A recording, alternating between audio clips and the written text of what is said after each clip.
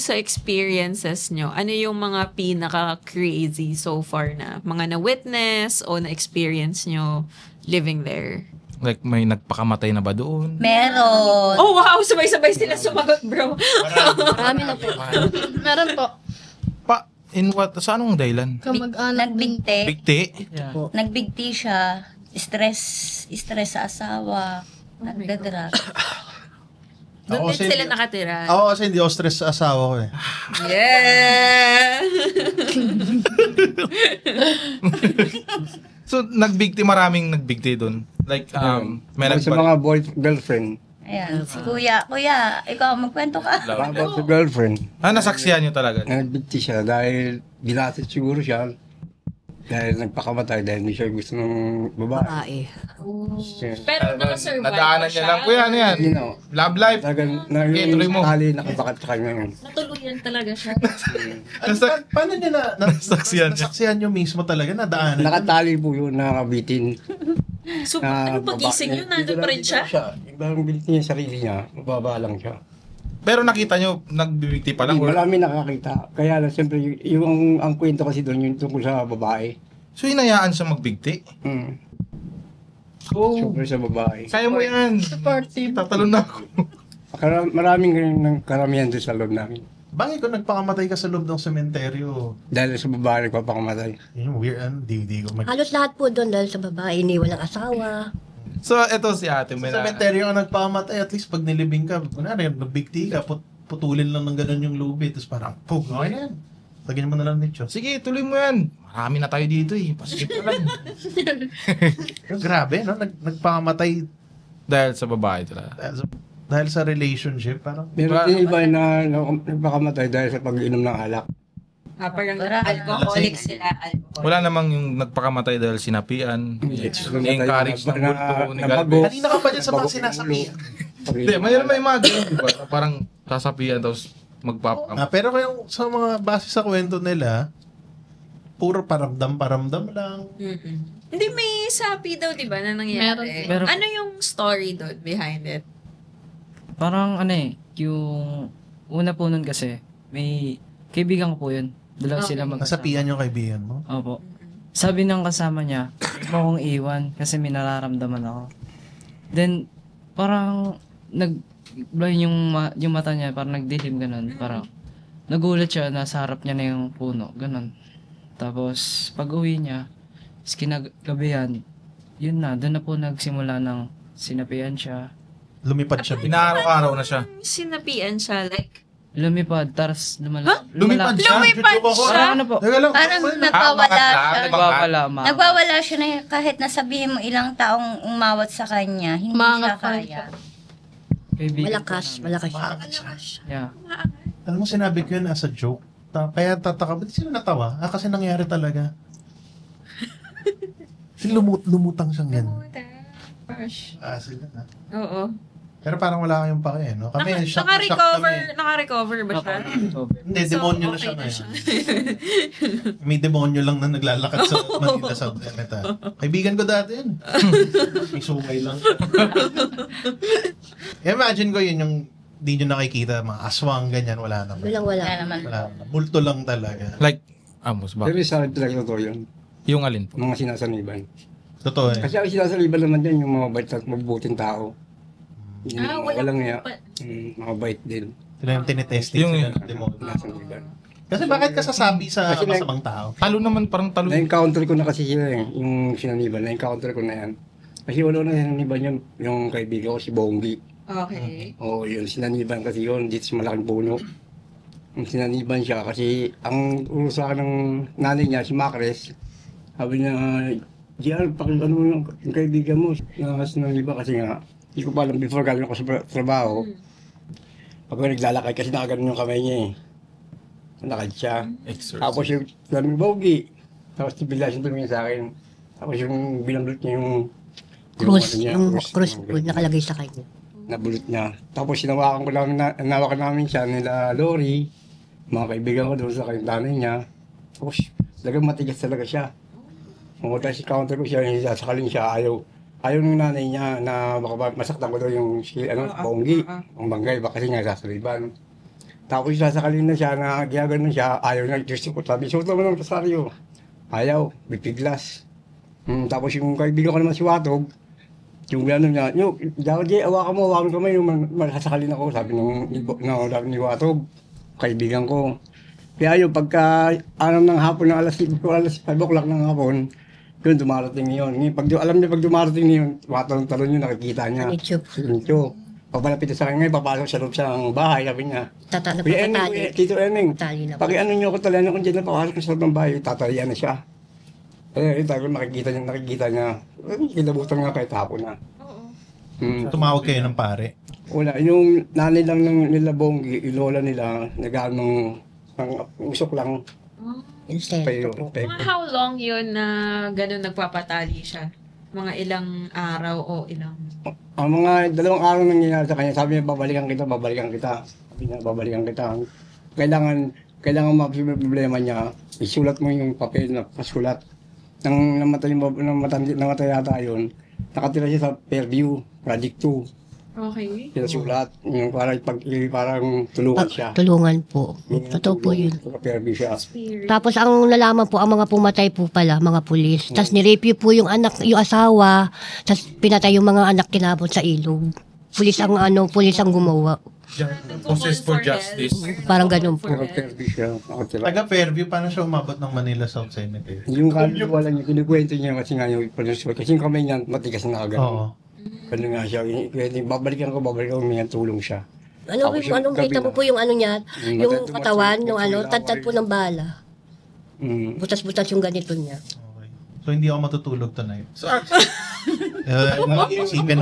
actually, Tapos tapos sa mga sapi natin, parang yung mga scientists or more on science, hindi sila naniniwala sa mga ganyan. So, what if pag may nasaniban, imbes na tawagan yung pari, rosaryo, kuha kayo ng may tubig, balyan. Teka, okay na ako. Wait lang, umalis na yata yung sumapi. Katoliko ako eh. So, kung may masapian, matik tatawag ako sa pare. Pero na-imagine ko rin, hindi naman lahat ng pare marunong sa ganyan eh. Yeah, oo. Pero kailangan nilang Specific yung pero kailangan nilang rumisponde. Kasi nga, pari sila yung in charge of. Yes, parang may mga Bible silang Kung babasa. sa community nila may nasapian, kasi ikaw yung pare, hindi ka naman marunong. Pucha, pupunta ka, di ko naman alam to. Ano pangalan mo? Galvez? Blessing kang ganyan, grabe. Kinalibutan ako. magpa-pray si Father pero sa sarili niya. Oo. Para sa sarili niya. Ito si Ate Victoria, may kwento siya actually na about sa sinasayaw nila yung patay. Sinasayaw. Actually, hindi ako. I mean, yung... Kwento lang, may kwento lang. Pero may kwento lang. Hindi siya. Paano sinasayaw yung Ah, patay? Real quick, shout out to our sponsor, Zendease by One Export, your partner for a seamless cross-border experience. Kung plano mo magpadala o magbenta sa ibang bansa, Zendease ay para sa'yo.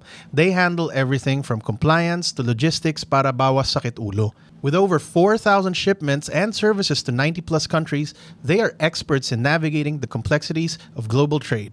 Make cross-border trade and logistics easy with Zendease. Visit www.zendease.com for more info. Links in the description below. Thank you again, One Export Zendease. Kasi dati merong popper kung tawagin, di ba? Tapos popper kung tawagin. Yung mga popper na yon, may mga grupo-grupo sila. Sino-sino mga naglibing apartment, popper. Tapos kung halimbawa may mga tanggap na mga sarili nilang, kumbaga may mga may-ari ng nicho. Mga, kontra-kontrata. One time yung asawa ko po, napasama siya sa Popper Boys. Okay. Popper Boys kung tawagin sila.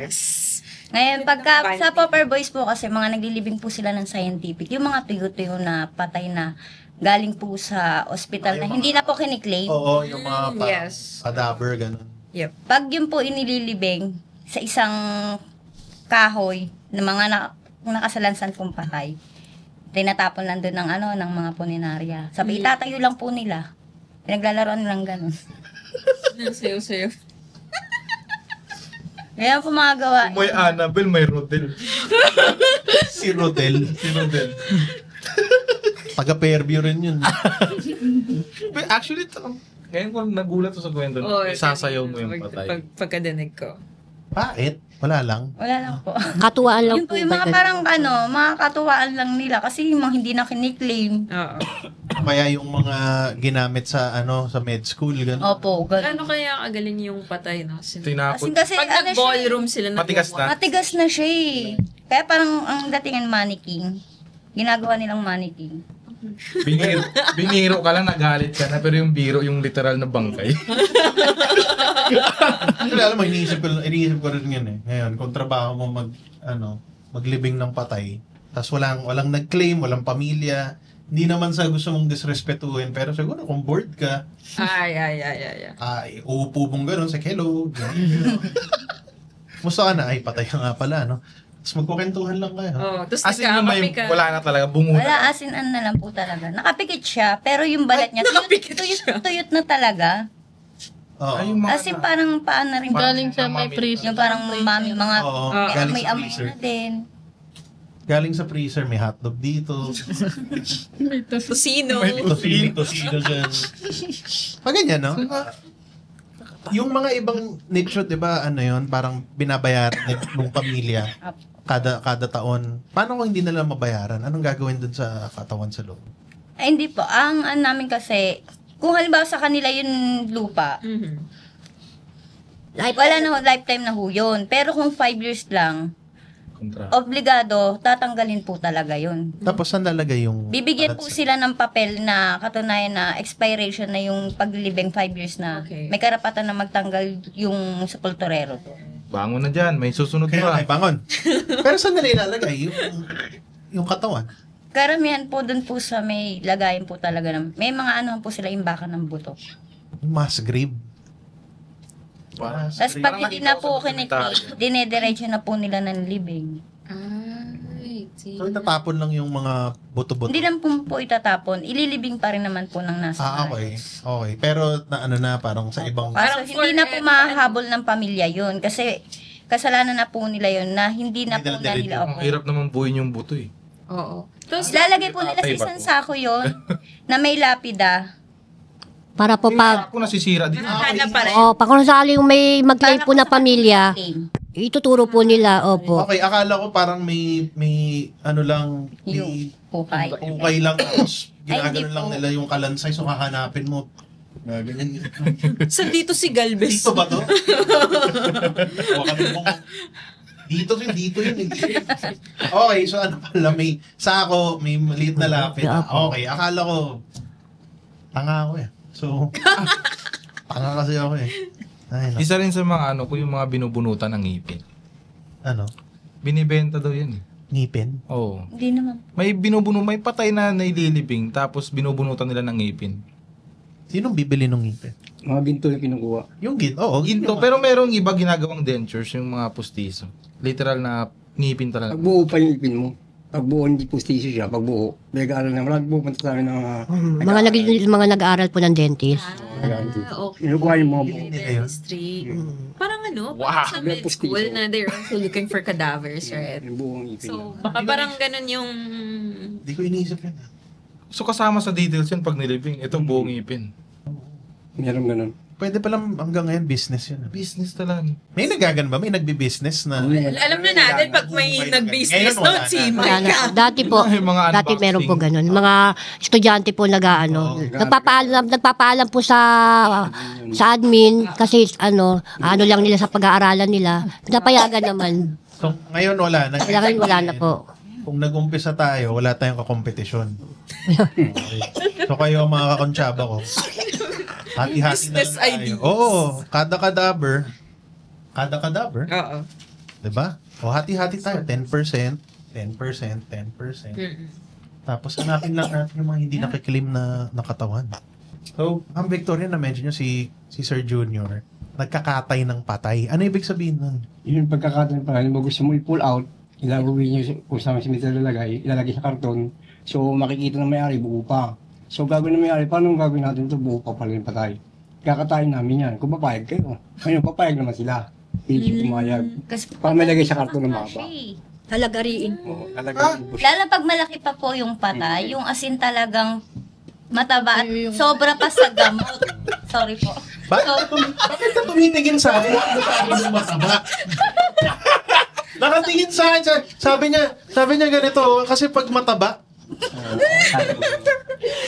pag yung mga gano'n na pag hindi kasya dun sa... Karton. Chachapin po, lalagarin po siya. Sa bagay, wala nang dugo yun. Papayag naman yung may-ari. Ay, hindi. Yung mayari, yung patay or yung kamag-anak? Kamag-anak ko. Ay, paano mapapayag yung patay, bro? Pre, hatiin kita. Wait lang. Hindi ka kasi. Kung pumapayag ka, huwag ka lang magsalita. Okay. Trabaho lang. Trabaho lang to, ha? Ano yun? So, walang... Siyempre, Kinakausap nyo ba? Papaalam ko siyempre sa patay. Sabi ka. Sumasagot ba? Hindi naman. Ay, May narinig kang ouch, ganun. Tweet na siya, parang magkakinangalan siya. Pero siya ilagay doon sa karton. Yasa lang. kailangan nyo lang pumasya dun sa... wala naman May kayo. kamada na nangyayari. Wala kayo narinig habang nilalagari. Oh. Lalagay mo siya sa karton naman. May kiliti ako dyan.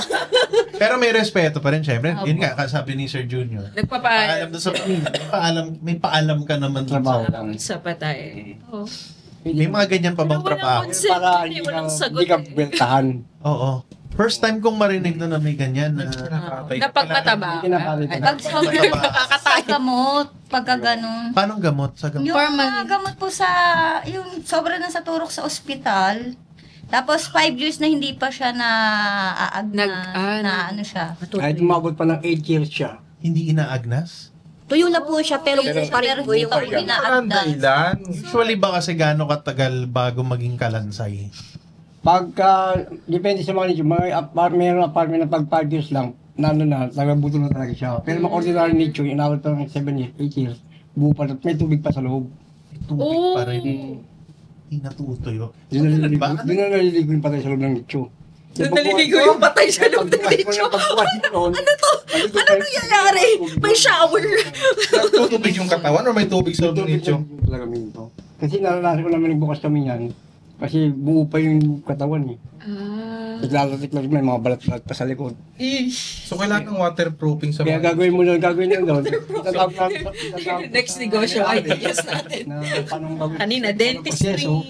Ngayon, babalik namin sa taas. Babalutan siya. Bubuo siya ng panibagong chule. Gagawin siya. Pag ganyan, ako kasi never ko pa na-experience. Ano yung amoy ng bangkay? Wala namang amoy yung bangkay. Wala naman. Okay. Ako sa bagay kasi pagdating na sa cemetery, Kahit po yung naglalatik pa siya, tubig pa siya, kaya namin yan. hindi siya... Wala kayo naamoy kahit yung parang... Parang amoy. Wala. Kami sa mga, nagukal pa nga kami sa popel ng mga scientific. Kumakain pa nga kami ng testy. Oh my God. Tatapuyo lang, nag-uwi sila. Tatanggal namin yung guante. Kaya kami ng testy. Yung mga Hindi, ito sila gusto ko tanongin kasi baka sila Sir Junior Na-immune. 1984 baka hindi Na-immune na. baka hindi nyo nasanay kayo. May amoy. Wala. Kasi yung pagbubukas pa doon, Meron, pero kaya naman po. Di ba yung mga pinagano? Alek, hindi siya malakas. Na viral yan eh. Nahanap yung mga patay. Lalagay sa kalsada yung mga plywood. Eh sa popper yan, hindi pa yung plaster yan. Lalagay sa plywood sa kalsada, mga 3 plywood. Lahat ng mga hanap pinapatay, naka-blackboard lahat yun. May mga picture yung mga hanapin. Tapos dito natin yung mga pamilya. Okay. Dito yung mga kakilala. Tapos kami naman, trabaho namin doon. Sila pala namin pinuputik yun. Makakapa mo yun. Nakaguantes ka naman eh. So, pag sinabi sa inyo na, Kuya, kami yung kamag-anak na kinatay nyo. Malalaman na Doon yun! May hihilera ngayon doon sa kalsada yung mga patay, yung mga nakakilala. Tapos pipili na lang sila. Ito mga kilala, ito mga pinag-aralan. Si Galvez to Pero kayo, may para sa inyo may amoy pa rin. Pero, Yung Para ano, sa akin, sumusulaso, nakakasulaso. Ano lang, yung, kumbaga yung, bago siya ilibing kung ano yung amoy niya, parang yun pa rin. Malangsa. Parang ganun. Malangsa na amoy formal. Naamoy formalin. Ano? pero I never realized may negative pala yung pag na-preserve siya masyado. Oo nga, hindi ko... I never realized. Yun pala yung mangyayari na like hindi siya maaag. So, ang hirap Ang hirap Kahit ilipat. kung nakalabog kayo sa putik, yung mga ganun po, yung mga nakalabog sa putik, hindi po nakaglas pa sa yan. Buo pa rin yan makuha mo. So, ibig sabihin, magaling May amoy sa talaga yun. Kasi walang formalin yun eh. Oo. Pero yung pagbasba naka-formalin tapos hindi Yung mga ato-ato, mga nicho, mga naka-formalin po yan. Pero wala kami siya maamoy dyan. Pag unang bukas mo ng lechon, talagang impact yung amoy niya. Yung amoy ng... Kaya bago sa ano nila, tapas daw muna. Bago nila ano. Bago nila umpisahan. Bago ko na yung mga buto. Fascinating. Yeah. Parang phytosanitary din yung sa mga kahoy. Yun yung mga hindi pa na... Yeah. Yun yung mga trabaho na hindi mo maiisip eh. Na may kailangan magkatay ng patay kasi pag kailangan ilipat, hindi ka siya sa kahon. Kasi mataba. Mataba. Mataba na kalbo. Ano pa ba? May headphone. May ganyan trabaho. Tapos yan, yung ilalatag yung mga patay sa ano. So, grabe, no? Tapos hindi nyo sila